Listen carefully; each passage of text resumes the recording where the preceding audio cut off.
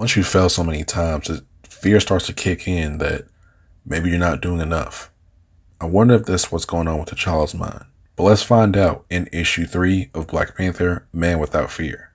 T'Challa saw Brian fall to his death due to Vlad, and he's pissed. Not that Brian needs medical attention or that Sophie suspects of who he is. He's pissed because he wants to end the person who has caused all this violence in Hell's Kitchen, once and for all. T'Challa faces Vlad. Vlad is taunting him, telling him, I didn't mean to do any of this, but things can get very ugly. He also says that he worked for Kingpin for many of years and saw that he would have a meeting with Daredevil at times, and that these meetings would really reveal some interesting things. What never happened, there was never a citizen's arrest or Kingpin was brought to police or FBI, never. What makes you think you can do with me what Daredevil never did with Kingpin? As I understand it, Kingpin was careful and made certain he could not be linked to his crimes. Whereas, see, you just murdered a police officer and thrown a boy off a building in front of the entire city. Vlad throws his spear. Pussycat man, you made a good point. As T'Challa grabs some water hose and flashes Vlad, is annoyed. Do you think I'm Electro? You think this water's going to stop me? The only thing that's ruined is my suit. And hitting T'Challa directly with the charged fist. But then Vlad throws another object and the charge goes away. T'Challa sees that his charge is depleted and it's very interesting. Vlad tells him there's no problem. I'm what American heroes call peak human. As T'Challa grabs his fist, he tells him, as am I, and puts the absolute belt to ass on Vlad the Impaler. Vlad falling, he ends up finding something that could charge him up, something that could help him in this fight.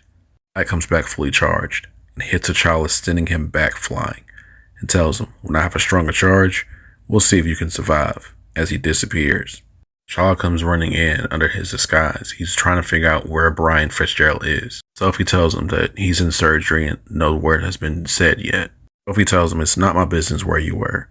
T'Challa tells her, I did not want you guys to think I just didn't care about Brian. Sophie tells him, I know you care. I'm just saying, I don't want you to tell me where you were. And that's what I'm saying. We don't have to say anything else. Then the doctor walks in from the emergency room, telling them the bad news of that Brian did not make it from the fall. Pissed, punches a wall, damaged it, but is kicked out from security and ends up running into Luke Cage outside. He's telling him that you may not have no time for antics, but a lot of stuff is happening. It's happening fast, and you need to get a grip on what's going on. The cops are popping up, as well as a dozen injured. Got to get a handle on this. T'Challa tells him, then get out of my way so I can. Yeah, by doing what, says Luke Cage. T'Challa replies, by doing precisely what you said I should do. I'm gonna get that last word in. Luke Cage says, yeah, well, you keep on doing that. We see T'Challa end up getting some supplies, preparing for something. Only getting a bunch of magnets, but also going to an electronics store, getting a bunch of other things as well. As he's on his way back, he ends up getting stopped by Iris, the neighbor, telling her that someone from the diner did pass, and it's okay, he doesn't need anything, but she insists. She may be a social worker. She wants T'Challa to know that she is a friend that, can help at anything. So no, why should I spend all this time in the gym if I'm not going to put all that lifting to use? T'Challa stays focused. Iris just wants to help him with the groceries because it looks like he brought a lot of stuff in. Iris is impressed by how clean T'Challa keeps his apartment and wonders why he doesn't have a girlfriend. Iris kind of admits that, I think you make me a little nervous in a good way. I like how you make me nervous. I'm not hitting on you, I swear. She just feels stressed out. She feels like maybe she should talk to the neighborhood, since the neighborhood's gone through so much with this Vlad the Impaler. T'Challa agrees with her, so he can get to work. Brian's death, Luke Cage's constant warnings. T'Challa remembers that he's in this mission by himself, by his own choice, and that he must embrace new limitations as well as some old strengths. Because now, it's time to show Vlad what I am.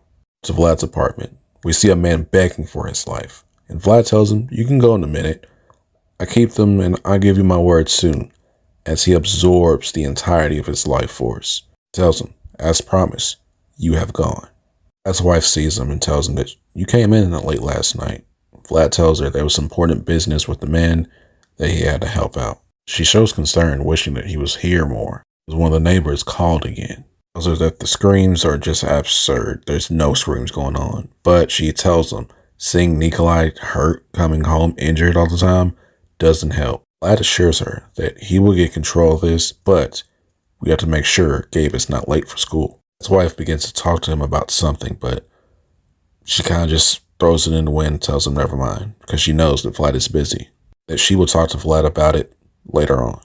Vlad leaves with Gabe and Nikolai. She decides that it's time to drink right before somebody arrives at her door. She opens up and tells him, "No, I have forgotten. Please come in." Vlad talks to his son and asks him, "Are you okay? You seem very quiet. And is this about your friend whose father died?"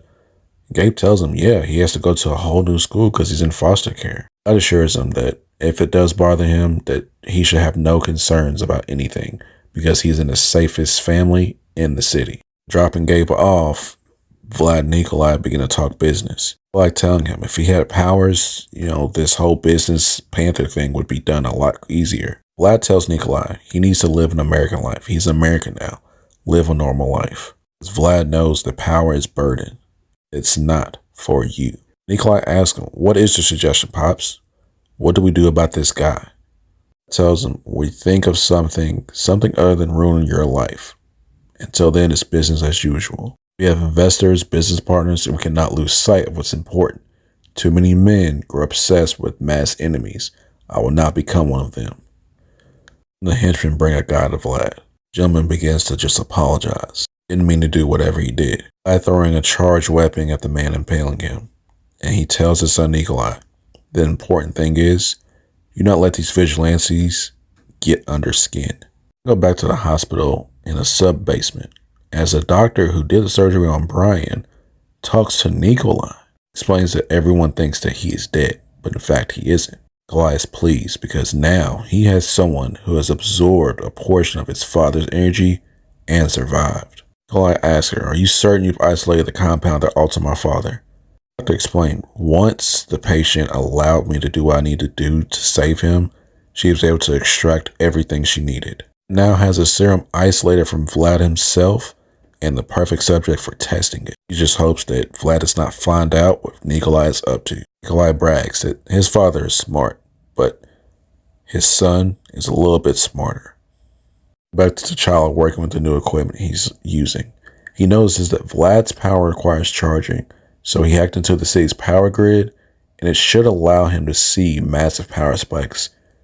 And he gets a ping, and so he's on his way to end this. All sees there are two men walking. They look like they're just normal citizens, but he can tell a bodyguard from a bodyguard at any time, and he uses some of his new tech on them as well. See a little recklessness with T'Challa. He ends up throwing a weapon he's not certain it works, and it didn't, but nevertheless, it kind of did work anyway, because the guard was distracted. T'Challa goes into Vlad's home, and then he sees Vlad's wife on the floor, dead. Then see Vlad seeing T'Challa over his wife's dead body. Continue this issue in issue 4. See you then.